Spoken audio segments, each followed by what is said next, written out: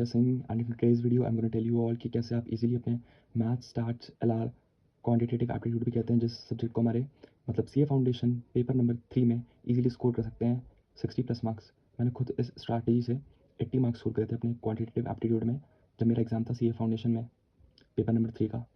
तो आपको बस पेन और पेपर लेके बैठ जाना है और जो जो मैं चैप्टर्स बताऊंगा उसी सीक्वेंस में आपको फॉलो करना है और उसके अलावा जो जो चीज़ें मैं बताऊंगा वो सारी आपको फॉलो करनी है, तो आपके ईजिली 60+ मार्क्स आ जाएंगे पेपर नंबर 3 में। तो भाई जिस सीक्वेंस में मैं आपको बता रहा हूँ चैप्टर्स उस सीक्वेंस में आपको चैप्टर्स करने हैं और इसके अलावा आपको वीडियो में भी दिख जाएगा कि कौन से चैप्टर की क्या वेटेज है और किस सीक्वेंस में करना है।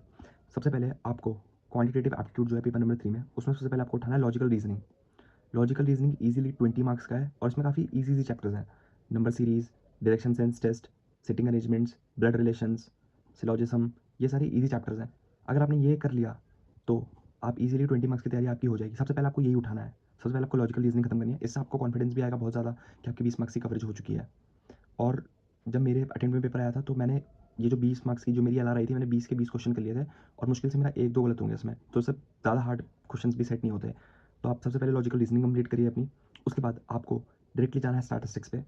अब स्टैटिस्टिक्स में सबसे पहले आपको जो उठाना है चैप्टर वो है statistical representation of data, sampling, central tendency and dispersion. ये 4 चैप्टर मिला के 20 मार्क्स के आते हैं हमारे और आपको ये इसी सीक्वेंस में करने हैं। और इसके बाद तुरंत जैसे ही चैप्टर हमारा कंप्लीट हो जाएंगे उसके बाद हमें जाना है कोरिलेशन रिग्रेशन में।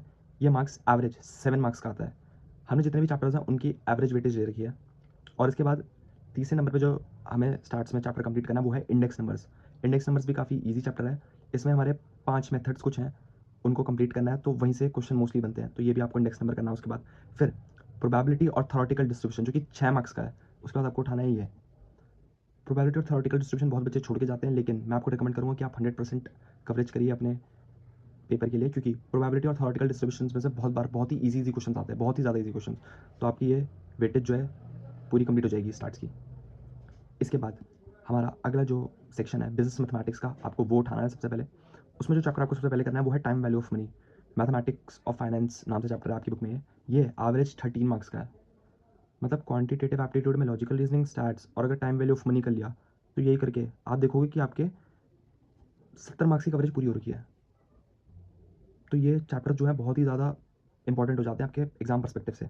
इसके बाद रेशियो प्रोपोर्शन, लॉगरिदम, इंडाइसेस उठाना है आपको इक्वेशंस के साथ। ये एवरेज 10 मार्क्स के आते हैं। सारे चैप्टर बहुत ज़्यादा ईजी हैं। इंडाइसेस काफ़ी ईजी है, लॉगरिदम में थोड़ी बहुत दिक्कत हो सकती है, लेकिन चारों ही बहुत ज़्यादा ईजी और इक्वेशंस भी। इसके बाद permutations, combinations, sequence and series, sets, relations and functions.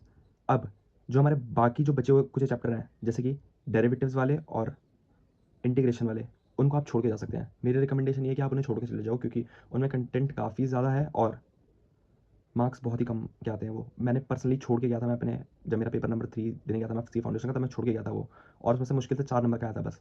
वो 4 क्वेश्चन छोड़ के मैंने सारा क्वेश्चन पेपर अटेम्प्ट करा था और टाइम बेसिस पे। तो इस सीक्वेंस में आपको सारे चैप्टर्स करने हैं। आपके चैप्टर्स कंप्लीट हो जाते हैं तो फिर मैं आपको रिकमेंड करूँगा कि आप सबसे पहले मॉक टेस्ट पेपर देना स्टार्ट कीजिए। मैं मानता हूँ कि चैप्टर्स कंप्लीट करने में बहुत ज़्यादा टाइम लगेगा, तो आप क्या करिए section wise mock test paper देना स्टार्ट कर दीजिए।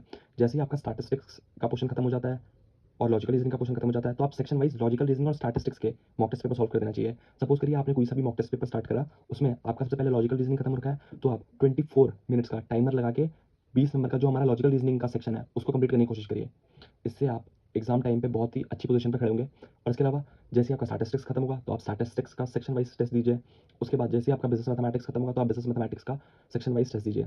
उसके अलावा एक लास्ट में आप बिल्कुल 2 या 3 फुल 120 मिनट्स का टाइमर लगा के 100 मार्क्स का एक एमटीपी सॉल्व करिएगा। उससे आप बहुत ही अच्छी पोजीशन में खड़े हो जाएंगे अपने एग्जाम पॉइंट ऑफ व्यू के लिए। मैंने खुद, आप मानेंगे नहीं, चार चार 3-4 सेक्शन वाइज पेपर का वो दिया था मैंने एमटीपी का टेस्ट, और 3 फुल मार्क्स 100 मार्क्स के टेस्ट पेपर दिए थे मैंने, मॉक टेस्ट पेपर। तो इससे आप बहुत अच्छी पोजीशन में खड़े हो जाएंगे। भी दिक्कत होती है मॉक टेस्ट पेपर कंप्लीट करने में या फिर आपको मॉक टेस्ट पेपर नहीं मिल रहे हैं तो आप मेरा टेलीग्राम चैनल ज्वाइन कर सकते हैं। मैं वहाँ पे आपको chapter wise mock test paper available करवा दूंगा।